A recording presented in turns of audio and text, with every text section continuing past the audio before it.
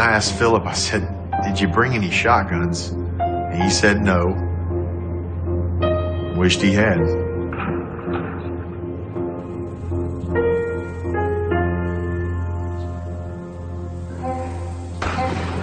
Can you hear me still? Look at me, Claire. Look at me. She made sure to keep me talking so I wouldn't lose consciousness. Don't worry now. We're gonna be okay. But it was getting harder and harder for me to answer. Stay with me. Claire, just look at me. But she was persistent. She kept asking me questions. It's okay, Claire.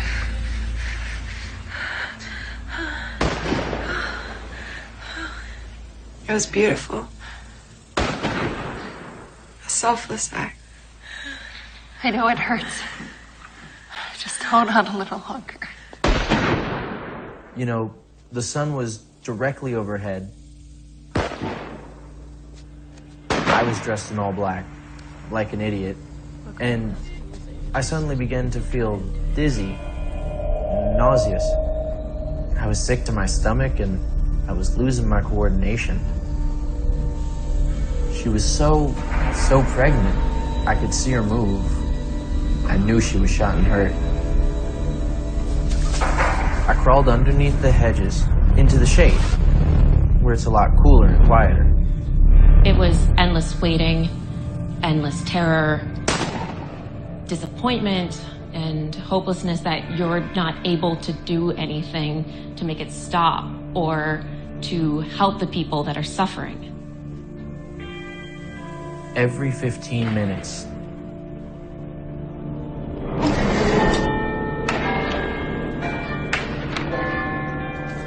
the bell would ring from the top of the UT tower. And I'd think, that's 15 more minutes. 15 more minutes they were out there on that hot concrete. I think I just wanted to close my eyes. I tried not to move. Just stay still. It'll be okay, all right? I tried to just act like I was dead so he wouldn't shoot me again. The concrete was so hot, but at some point, I just decided I can't take it anymore.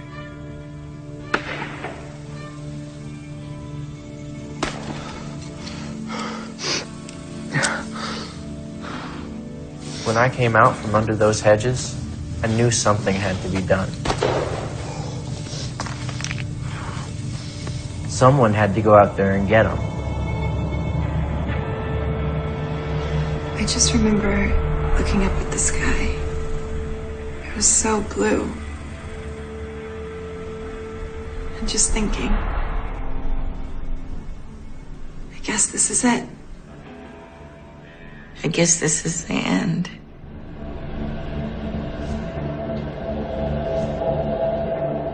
That's when I decided to go out there.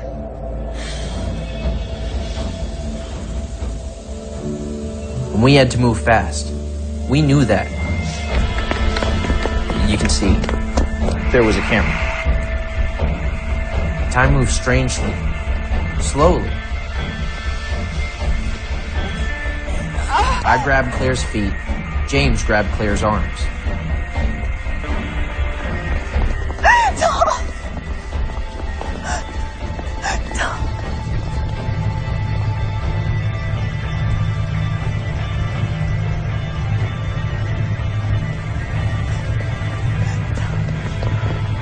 I've never been more scared.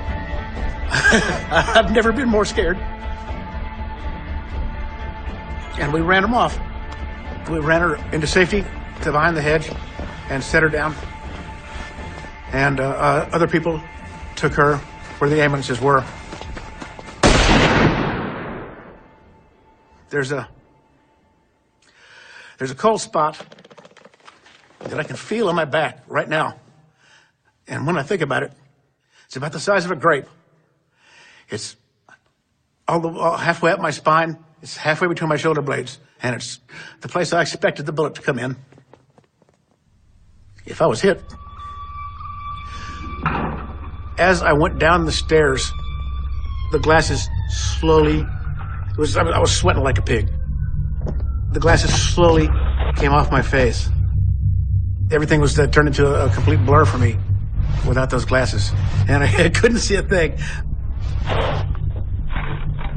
I had to go back out from cover again to pick up my glasses.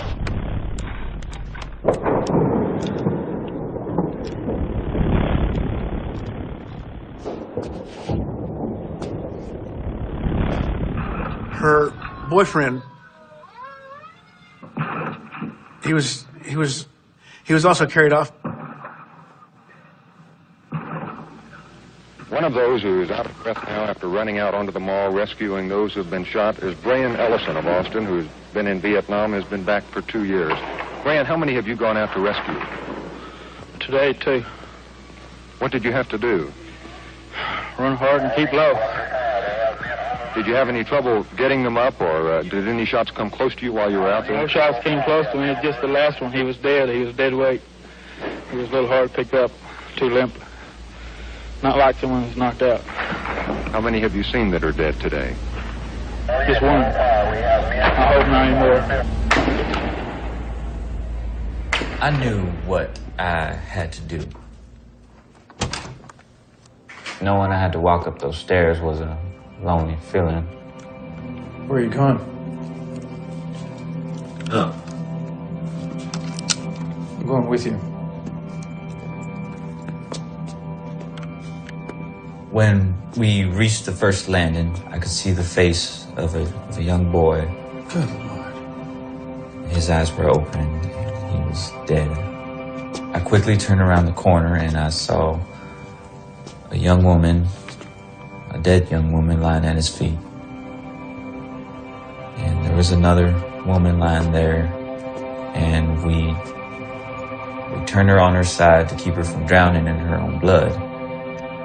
There was a young man that was wounded, slumped against the wall, still conscious. The boy that was at the foot of the stairs saw us. And Martinez and I asked him how many people were shooting.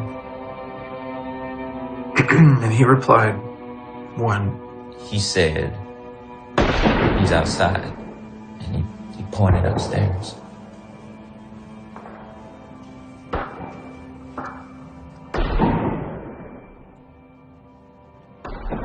So we playing for keeps? Damn right we are. I guess you better deputize me then. I looked at him and I thought he was an officer from some other agency. Consider yourself deputized. All right, ready? I'll cover you.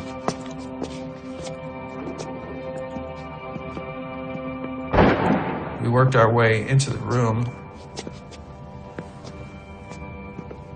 and found a woman lying on her back behind the sofa. Should we? Gotta keep going.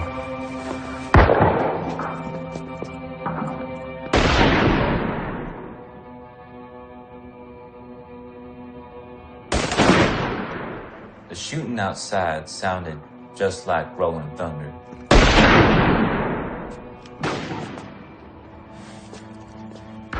You got me? I got you. Martinez went to the door and he had trouble getting the door open.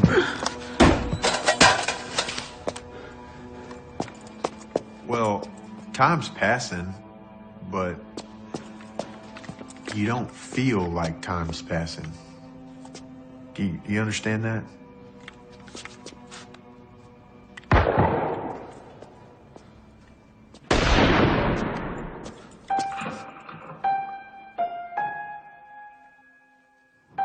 Let's go. You need to cover that corner. If anyone comes around there, shoot them.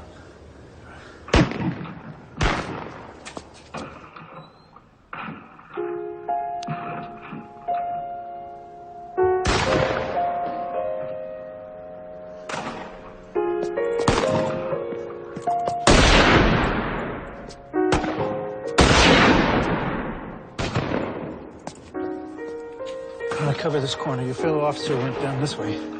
Crumb said, are you going to go out and help your fellow officer?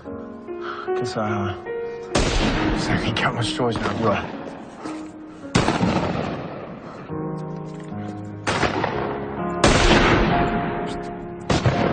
I turned and saw an officer I knew, Houston McCoy. All I had was my .38, so that shotgun looked pretty beautiful at that moment.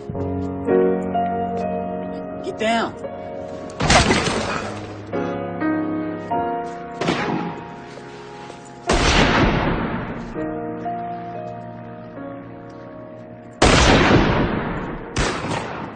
The other two officers went this way. I'll cover you. Got it. Picture came in my mind. My boys and my wife. And immediately it went out my mind. I didn't have the fear of being killed. I really didn't. There was no time to think about fear. Now, I'd be a fool or I'd be a liar if I were to say I was not scared. I was scared. But you put that behind you. You cannot have fear in front of you and do your job. I just knew that I wasn't going to allow anybody to make me dead. I heard the subject running on the walkway. I fired one round in an attempt to stop him. What the hell? I'm sorry. I heard him run the other direction. It's going to take longer to tell you than it did to do it. I emptied my gun.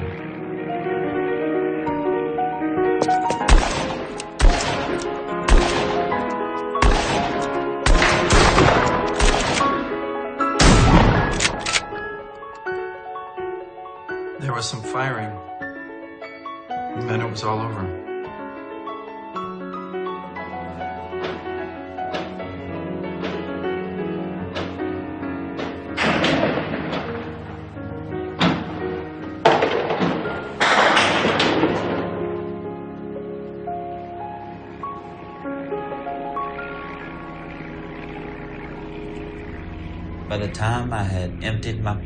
By the time I had emptied my pistol, McCoy fired. McCoy was pretty close. I grabbed that shotgun from McCoy, and I shot him one more time as he was hitting the ground.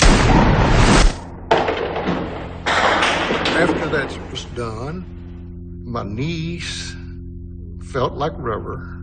I felt like I had been hit by a sledgehammer. I mean, all my energy left me, and I was shaking. Bullets were still coming up. And I said I had enough, and I left. The campus, for all practical purposes, has been cleared.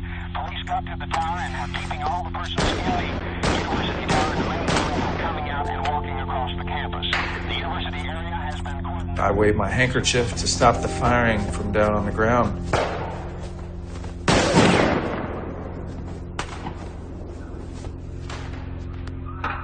Once that flag waved, I knew it was over then. It was a bam, bam, bam. It was just because you had dozens of gunmen firing at the tower from all directions, and they slowly stopped. Ladies and gentlemen, we have this word just into the newsroom. The sniper has been seen waving a white flag on the west side of the building. According to reports just into our newsroom, the sniper has been seen waving a white flag on the west side of the building. This is Neil Spels with a bulletin from the KDBC radio newsroom. The sniper is dead. This is Neil Spels with a bulletin from the KDBC radio newsroom. The sniper is dead. The firing has now stopped, and the time is 1:20. When I said the sniper is dead, it was like a big sigh of relief. The sirens all of a sudden started getting silent. The bullets stopped. And it was quiet. Someone waved a flag, and I walked around. There was blood everywhere. People just surged out of the building. We all walked up the steps. It seems like we filled the mall.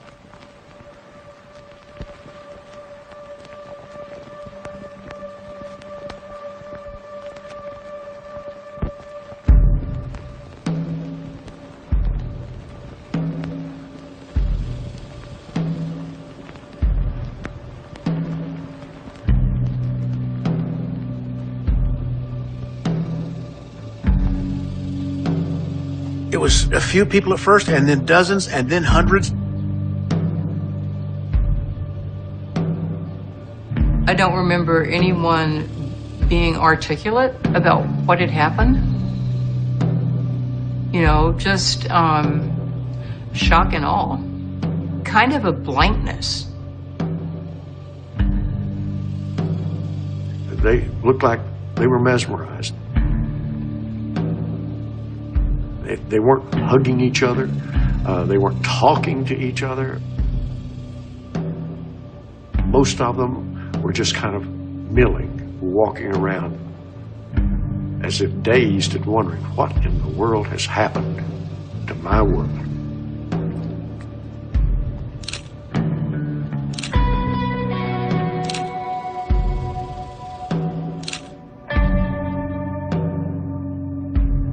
They didn't know the names of the people who had died, and we didn't know what had happened until later that day.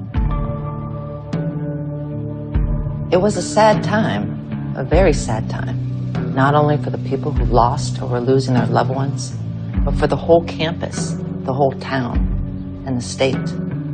It was not something you would expect from our beautiful tower.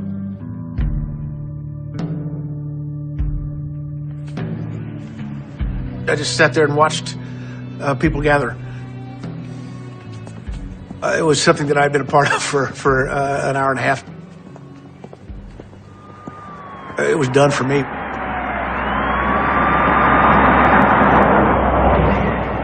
Travis County Blood Bank is asked to please come immediately. There is an urgent need for these types of blood. Type O positive, type O negative, type A positive. I was begging them not to cut off my dress because it was the first day I'd worn it. It was my first and only maternity dress. It was very beautiful. Tom had helped me pick it out. My dad was working downtown in a shoe repair shop, and then somebody came up to him and asked him if he knew what was going on. My dad said no, and the guy said, well, there's been a lot of shooting going on. He said, yeah, there's a lot of shooting going on. And oh, by the way, your son has been shot and he was killed. He went home, picked up my mom, and the two of them rushed over to the hospital. He did not want to believe that until it was something that that could be confirmed. Whereas my mother was responding, I guess like a mother. My parents didn't find out for several hours that I was okay. It's a madhouse here at Breckenridge Hospital. At least 17 persons are here undergoing treatment. We have had unconfirmed reports that 2 persons have died. We have a list of the names. These names were just given to us by the hospital administrator. The victims have been identified as Oscar Areola, Billy Speed, Robert Boyer, Paul Sontag, Roy Schmidt, Billy... Joe, hold just a minute. This is all over at the newsroom. Go over that list of names again, please. One of the people who came rushing in to our newsroom to help out was Paul Bolton. He had gone into semi-retirement, and I had taken over his position as the television news director. Paul was working there in the newsroom when Joe read the list of names, and Paul reacted dramatically at that point. Roy Schmidt, Billy... Joe, hold just a minute. This is all over at the newsroom. Yes. Everyone is interested in that list of names. I think you have my grandson on there. Go over that list of names again, please.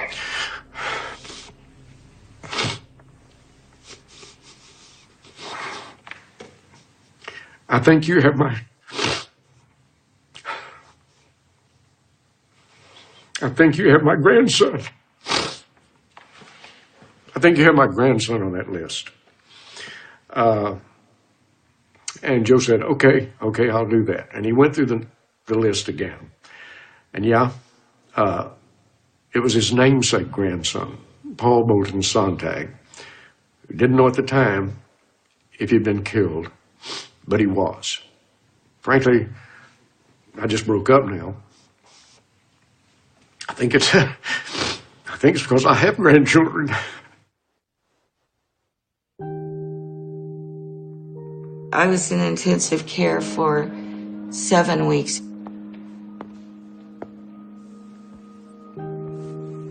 Rita came to see me when I was in the hospital.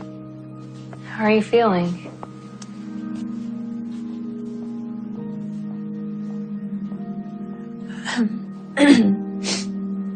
I'm doing better now. I made you something. It's nothing much.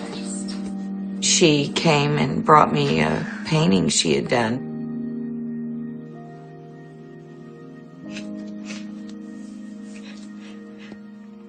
I was just, incredibly touched by her bringing that. And I think that's the only time we saw each other after that. Only recently, I've realized how really amazingly brave that was of her. We've heard from all sorts of people involved in this how terrified they were. And yet she came right up to me. I mean, that was very selfless. Why did you do that? What gave you the courage to come out and do that? And were you afraid? Were you afraid that you were going to get killed? For a person to be so giving as to go lay down on hot concrete on a 100-degree day. Somehow, that situation just pulled out that hero in her.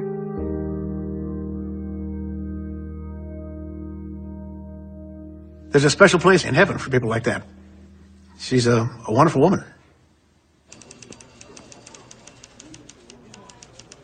As our various reporters and photographers were bringing the film back for processing, we were getting their stories and their information. As we got a fuller picture of where the damage was and looked at the film, it was even more horrifying than you could imagine. KTBC Television News now presents a special program on today's mass murder in the capital city. Here is KTBC Television News Editor Neil Spells. Good evening. One of history's worst mass murders occurred here in Austin today. By official count tonight, 49 persons were hit by gunfire. There are 16 dead and 33 injured. It started last night when a man reportedly killed his wife and his mother. That same man apparently rounded up an arsenal and supplies this morning and then went to the observation deck of the University of Texas Tower. It was then that terror rained down from the tower. Charles J. Whitman was shot down at the observation deck by 2 city policemen. The policemen were aided by an Austin man, Alan Crum. The story of how they ended the 90 minutes of terror was told this afternoon at a news conference held by Austin Police Chief Bob Miles. Were you going to shoot as soon as you saw him? Did anybody ask him to surrender or give up or anything before all the firing started? No. As I said just a moment ago, Mr. Crum fired one shot into the west wall. When Officer Martinez looked around the corner, Mr. Whitman had his gun leveled down and ready to shoot. Officer Martinez had no way of knowing whether Officer Day or Mr. Crum had already come out and were in a position to be shot. At the news conference, of course, it was McCoy, Jerry Day, Alan Crum, and myself. Did you think you would have to shoot him for what? If you don't mind, I'll do the talking for the group. And if I'm wrong, Mr. Martinez can stop me and correct me on it. The reporters asked questions, and Chief Miles answered all the questions. We were just there for show and tell, so to speak, because he handled it. The man here beside me is Alan Crum. He was deputized to go up on the tower with the 2 policemen who ended the gun battle. You got me? I got you. Mr. Crum, could you tell us how you happened to be in the tower building in the first place? Well, I became involved in this when I looked out of the co-op windows and saw a boy shot across the street. I went across the street to investigate because I thought it was a small fight. And as I stepped out the door, I heard the sound of shots. And you actually went into the tower? Yes, sir. I couldn't get back across the street because then I figured I might get shot myself. So I went to the next building. Thought perhaps I could help them when I got over there, so I waited till shot from the other side of the tower and ran into it myself. Mr. Crum, I know that I speak for all the citizens of Austin in expressing my gratitude to you and to the Austin police officers who put an end to the reign of terror on the University of Texas campus. I've never known braver men. Their decisions were correct, timely done, and accomplished in an honorable manner. If I had to do this over again with these men, I certainly would. The chief of police offered me a check from the city of Austin for one day's deputized citizens' pay. I refused it, of course. Somehow, we ended up out on Airport Boulevard in a vacant lot with a case of Lone Star beer. Took off our weapons. Still dressed in our blues and everything like that, but we wasn't policemen no more.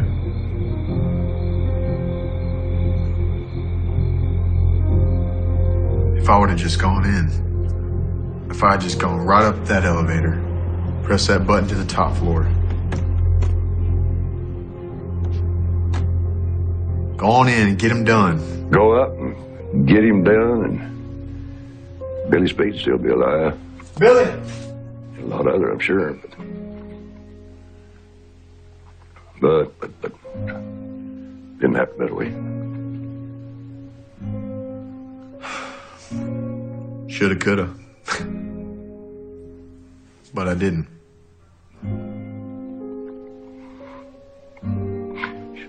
Shoulda, I coulda, shoulda, shoulda, coulda, but didn't. So, I don't know.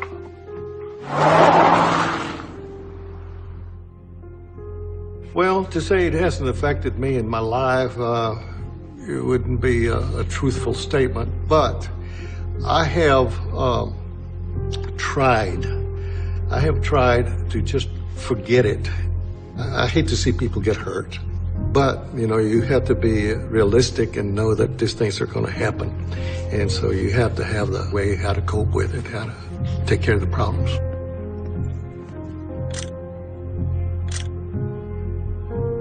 If somebody would have asked how you feel, and well, I'd say no words. Something I've been asked that before. How did it make you feel? And then I kind of have to say, well, how would I describe the colors of a rainbow to a person born blind? And you can't, because there ain't no words. I don't know.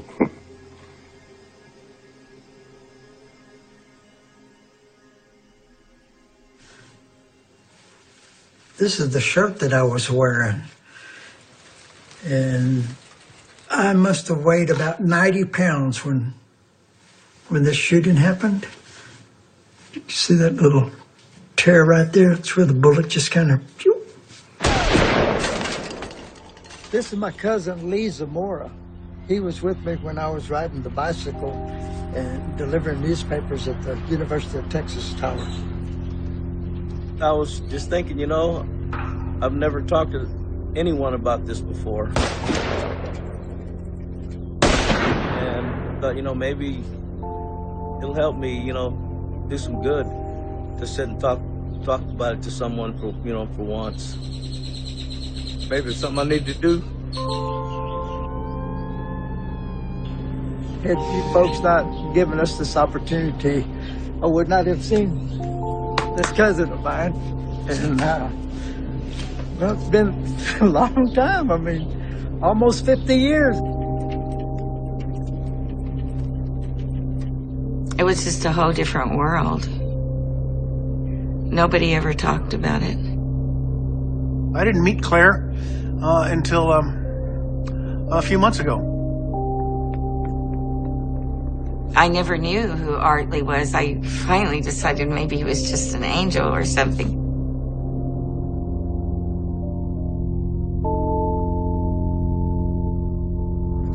I was 17. I'd never seen death.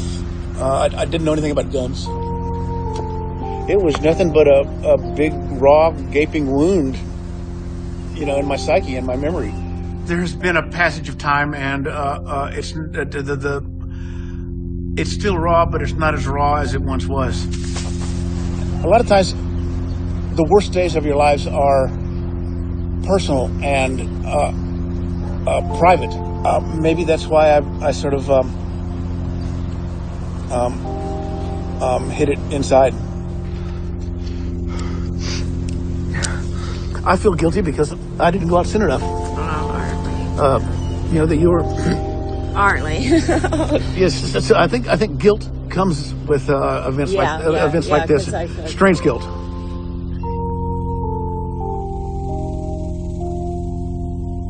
UT was closed for one day. That was it. They came in and cleaned up the blood. I think the university should put up a memorial. There's still lots of family and lots of friends of people that were killed and injured. Paul Sontag, Claudia Rutt, Robert Boyer, Billy Speed, Roy Schmidt, Edna Townsley, Marguerite Lampour, Mark Gabor, Thomas Ekman, Harry Walchuk, Thomas Ashton, Thomas Carr, Karen Griffith, David Gumby, and my baby. They said I could have babies, but I never got pregnant. But I got to adopt my child. I adopted my child, Sirach. He was born in Ethiopia, and I adopted him when he was 4, and he's now 27. I mean, Sirach was a wonderful child, and there are times, even though his skin is brown and mine's white, there are times when I absolutely cannot remember that he didn't come out of me. But the baby, I dreamed about him from the beginning, and I still have dreams that I found him, and I have him, and I'm so happy. But then I look away or something, and he's gone.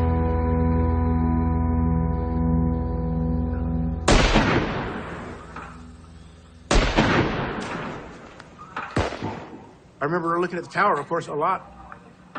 And from the main mall, you can see there's a line from the Bible. You shall know the truth, and the truth shall make you free. I've thought about it. One of the truths I learned is that there are monsters that walk among us. There are people out there that think unthinkable thoughts and then do unthinkable things.